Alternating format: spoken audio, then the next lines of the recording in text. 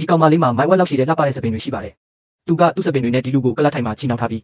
အဲ့ဒီအချိန်မှာပဲအဲ့ဒီလူကစီးသွားခြင်းစိတ်ပေါက်လာပါတယ်ဒါပေမဲ့သူကသူမသိတဲ့တငယ်ချင်းဖြစ်နေတာတွေ့ရပါတယ်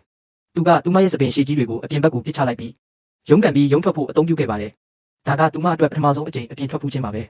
ဒါဟာတကယ်ကိုကြည်နူးစရာကောင်းတဲ့အခိုက်အတန့်ဖြစ်ပြီးသူမရဲ့တငယ်ချင်းကတော့ဒါကိုညှင်းငွေ့နေပါပြီသူကအစိမ်းရောင်တဲ့မြေထဲမှာလေးလဲလိုက်တာကြောင့်သူလေးလဲမှန်းသူမမသိနိုင်တော့ပါဘူးသူကချောမောလှပတဲ့မိန်းကလေးတွေလေးမလဲနိုင်ဘူးလို့အရင်ကထင်ခဲ့တာပါမကြခင်မှာပဲရုံးကန်ရတဲ့နန်းတော်ရဲ့ဘုရင်ကသူမကိုသူ့စီပြန်ခေါ်ဖို့စစ်သားတွေကိုဆေးလွတ်လိုက်ပါတယ်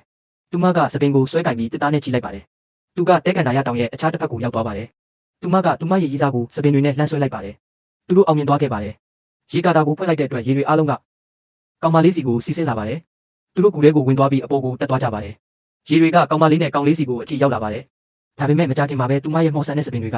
စတင်လင်းထိန်လာပါတယ်စပင်တွေကအပြင်ထွက်ဖို့လမ်းရှာတွေ့သွားပြီးစပင်တွေအားလုံးကိုဖယ်ရှားလိုက်ကအပြင်ကိုအောင်မြင်စွာထွက်ခွာနိုင်ခဲ့ပါတယ်